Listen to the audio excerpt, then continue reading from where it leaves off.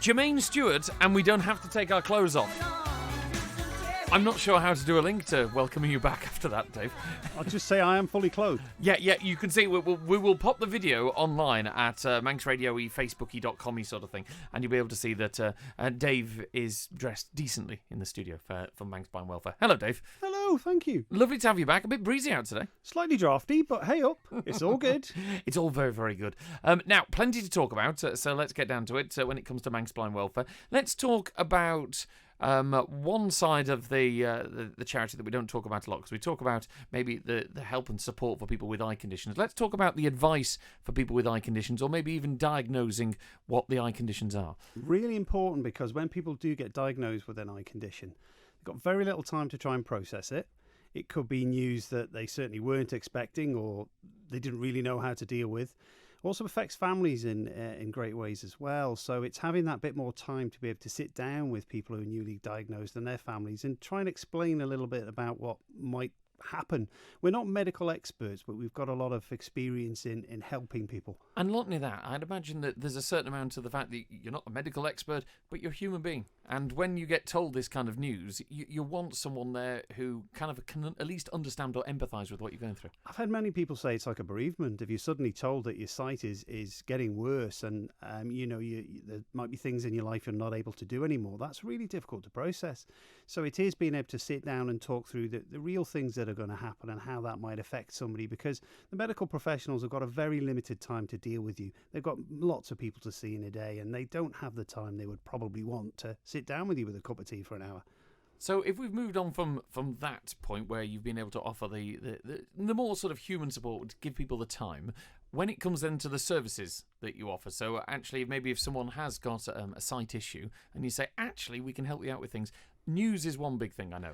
Absolutely. So we all like to know the skeet, and we need to know who's done what, where, and why. I mean, that's the important stuff on the Isle of Man. No, we do. And if you don't get the news regularly, you guys do a great job on Manx Radio putting the headlines out there. But the bits and bobs in the paper that you might like to sit and read, and you tend to miss out on those. And it's very easy to drop off the world, because that's what we want, the skeet. We want to know what's going on the island. So we have a recorded news service that goes out every week. It's available on these little Amazon-type boxy things, whose name I'm not going to mention, but you probably are.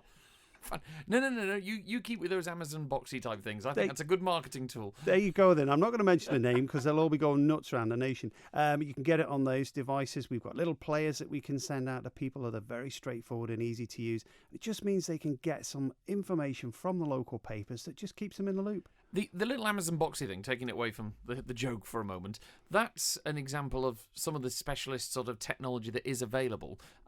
Do you guys provide technology that helps out people not just with the news, but other sort of tech, and then training to actually use it as well? Absolutely. So those little devices are something that's been hijacked for use for other purposes, but they're amazing. But there is an awful lot of specialist equipment that's there to help with reading, to help managing around the home.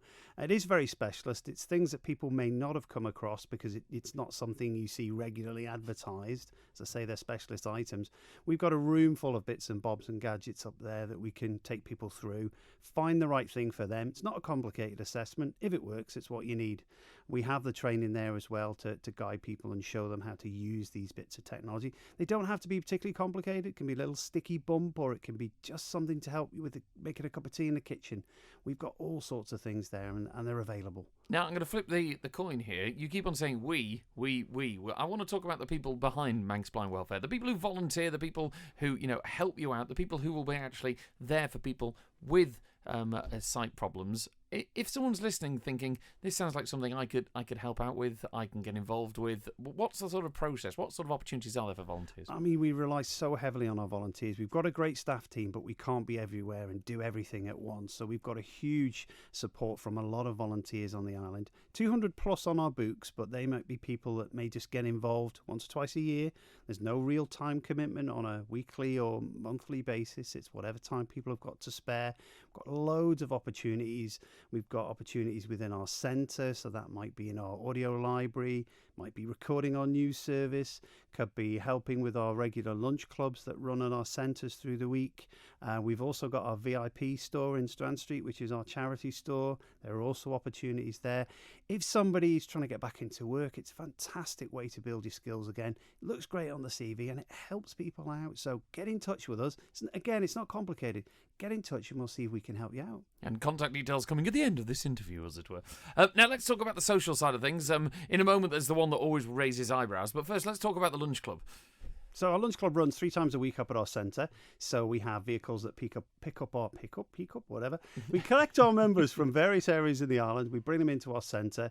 We have a lovely 3-course lunch that's cooked. There's usually some entertainment, and it's a social club.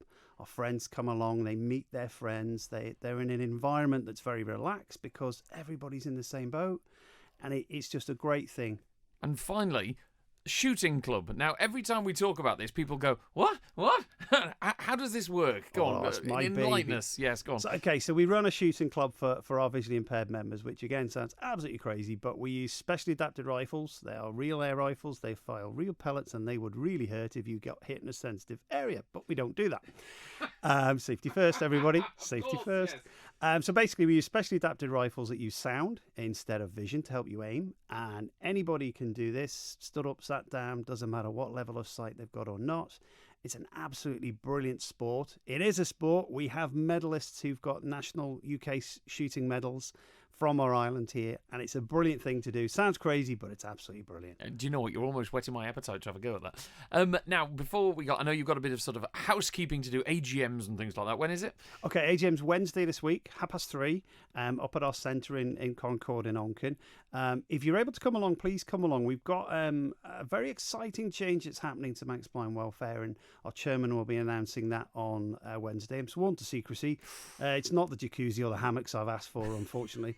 But it will be equally as exciting, I'll tell you. So if you want to pop up, come to our AGM, have a look around the building if you've not been in before. See what we do. But that's happening at 3:30 this week up at our centre. And finally, as I did promise, contact details if people want to find out more with anything to do with Manx Blind Welfare, volunteering, whether you need your services, whether you need the support, or they want to come along, how do they get in touch? Okay, usual telephone number, 674727.